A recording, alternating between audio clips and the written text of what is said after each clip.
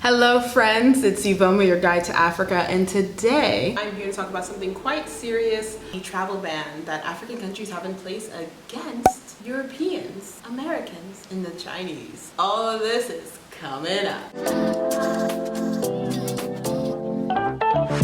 So let me start from the beginning. The coronavirus is a pandemic flu. It's affecting the entire world right now. I think you guys know more than enough about the coronavirus. Corona has been very slow to spread in Africa, but now that it's in several different African countries. African countries are taking emergency measures to stem the spread of the coronavirus as the number of identified cases grows. I know this is a shock. African countries banning foreigners. Countries across the continent are taking this very seriously, much more seriously than I actually thought they would take it. In West Africa, Ivory Coast said it was closing its borders for 15 days to all non-citizens traveling from countries where more than 100 cases have been recorded. The move came after Senegal, which recorded its 27th case on Monday, suspended flights from 7 European and North African countries. Ghana on Monday closed schools and banned public gatherings, as well as barring entry to non-citizens who have, within the last 14 days, been to a country that has recorded 200 or more cases. In Central Africa, Chad said it would close its airports to all countries for 2 weeks from midnight on Thursday, though it has yet to record a coronavirus case.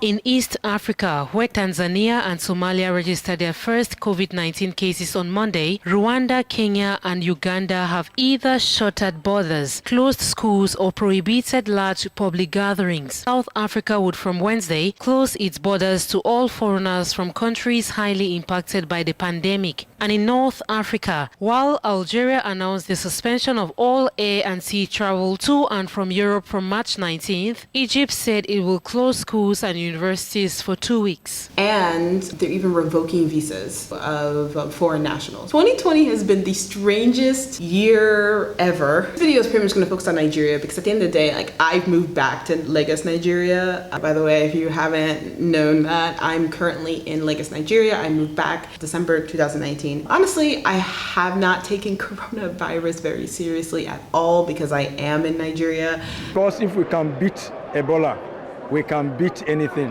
Okay, let me tell you what's going on ground in Lagos, Nigeria.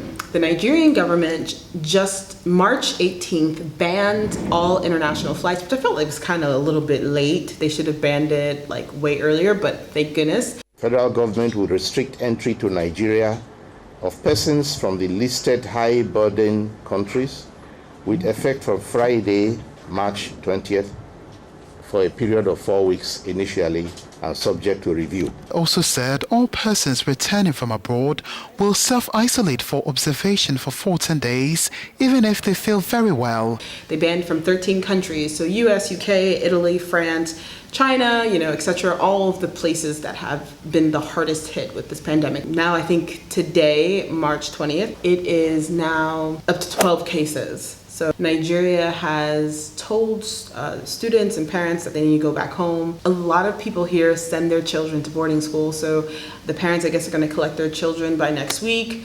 The Nigerian government has banned public gatherings of more than 50 people. I don't really see the city shutting down like every other city, is because there are 21 million people allegedly in Lagos. I think there's actually a lot more, but there hasn't really been a census here. So there's at least 21 million people, give or take, and I would give a little bit more, in Lagos, right? This is actually not a giant city. It's actually pretty small. So it's a lot of people crammed on top of each other, right? I'm curious if they can stop the mosque and the church, any religious gathering. Nigerians are very religious. We have huge mosque and huge churches. If they can stop any religious gatherings from happening, I'm very curious about what's gonna happen on Sunday.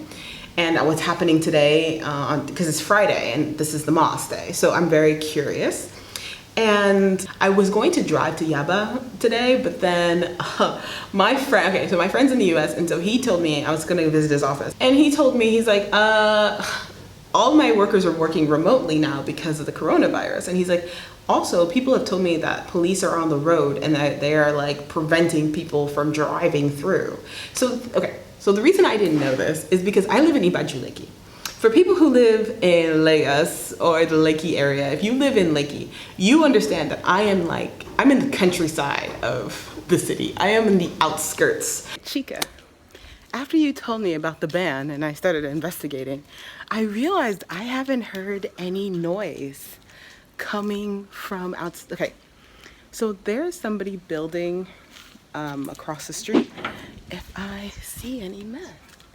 Oh, Chica, well, normally there's 40 men. There's only 3 today. I guess the ones who live around here. Look how nice this house is. Oh my gosh, freaking gorgeous. They're doing such a good job. But yeah, usually there's all these people like walking around, but like there's nobody. Okay, I don't want the gate to close on me, but there's nobody anywhere. This is like such a weird, I feel like I'm in that movie where like when zombies attack and then I'm the one who didn't know the zombies were attacking. So it's so quiet. So I'm gonna update you guys on everything that's happening, and yeah, I mean, it's gonna be some live reporting, but also sharing my life a lot more. I haven't really shared my life in Lagos, and so I definitely want to start doing that, and this is as good a time as any. So, stay safe, everyone. If somebody coughs at you, jump back, like wash your hand, just stay healthy. And if you do have it, God is with you. You can get through it. You're gonna be healthy again. Okay. Yeah, here's the grocery store. But yeah, so I was surprised that they gave me antibacterial. When I walked in, I was like, wow, Corona has hit Nigeria for real. Y'all giving antibacterial in the hand as soon as I walked in, I got it. I was like, wow, okay. Like a security guard pumped it into my hand, which I thought was really cute. Okay. With increasing cases of the virus in Nigeria, will the travel ban be enough to contain the spread? Or is there more to fear? My biggest fear really is someone coming in with this virus, going somewhere with a very big country. So we think about sometimes Nigeria in terms of Lagos and Abuja, but people come in and can travel anywhere from Zamfara to Akwa Ibom, from Ilorin to any part of this country. And if they're ill and then they've just come in, they have this virus and they don't seek care, and then transmission starts. And then by the time we get to know about it, a few generations of cases, and then panic ensues. And people start responding. You can see what happened in Lagos over the weekend. Very often the panic is worse than the actual incident.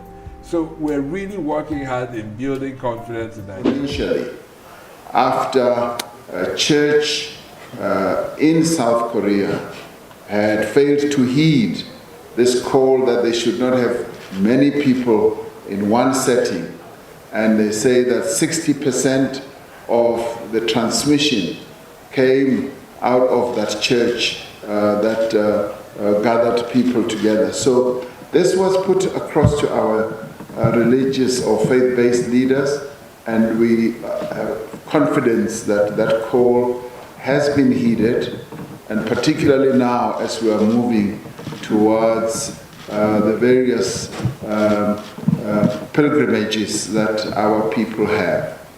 And I'd like to conclude by saying we were heartened to hear our faith-based leaders saying that it would be a good idea if there was to be a national day of prayer or a moment during which there could be prayer for this or against this virus, so that the whole nation of our country in South Africa can join in unison in a moment of solidarity with those who are affected, but also in interceding with our Creator against this virus.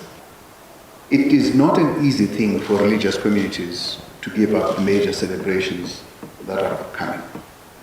And it is something that is being done because people believe it is absolutely essential and important to do.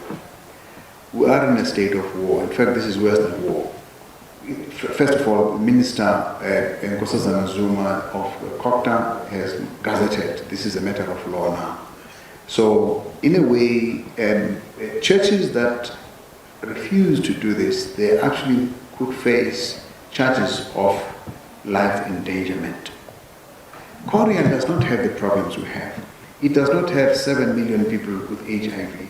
It does not have 300,000 people with TB, and the levels of poverty that make the immunity of our people be so low